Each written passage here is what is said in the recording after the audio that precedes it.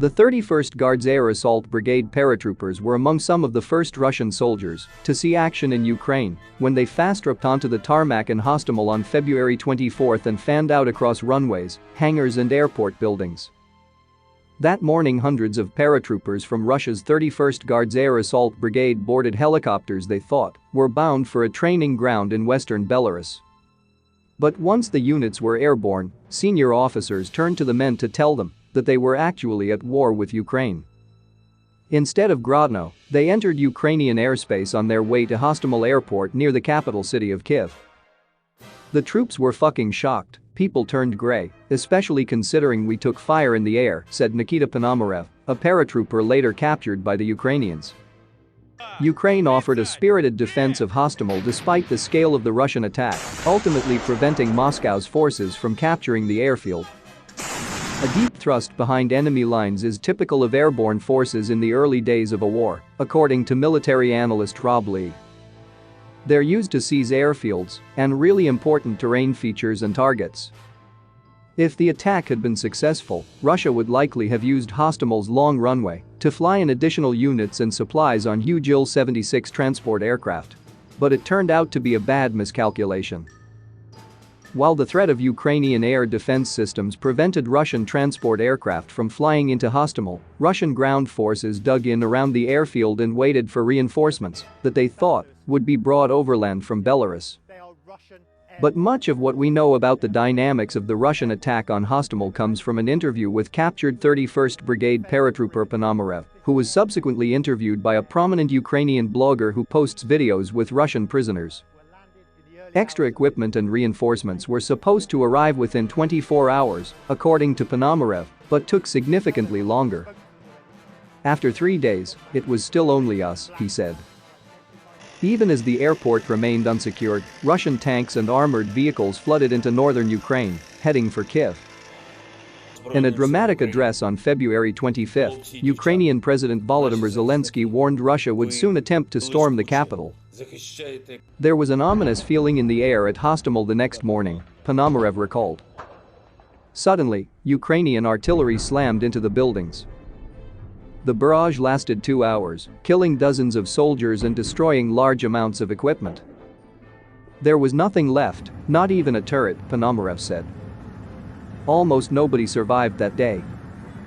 Russia has been reticent about releasing official casualty figures or confirming deaths to relatives from the start of the war, making it impossible to know how many men from the 31st Brigade died in the fighting at Hostomel Airport. However, Ponomarev estimated at least 60 soldiers were killed. Eventually, Russian commanders decided to withdraw from the airfield. Stationed in the Volga River city of Ulyanovsk since 1993, the 31st is one of the Russian military's few elite task forces. According to estimates about Russian military unit strength by analyst Lee, the 31st likely committed about 2,000 men to the fighting in Ukraine.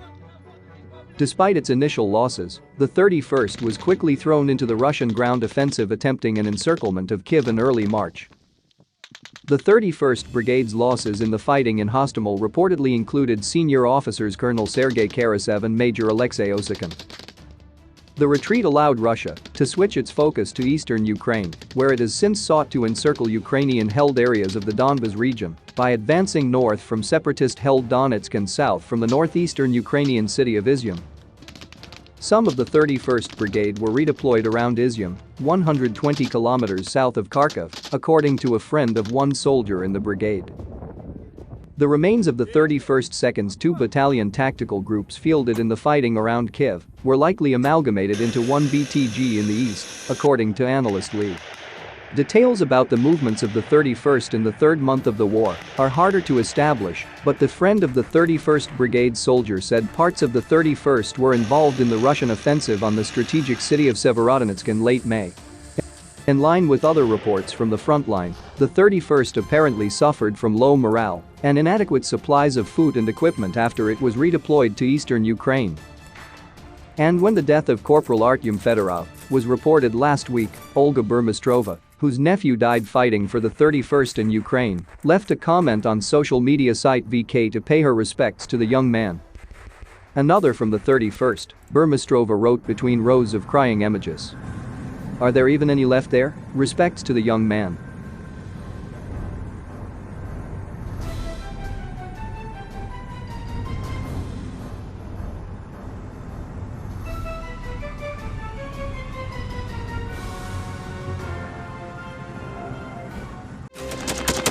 Thanks for watching, and don't forget to subscribe.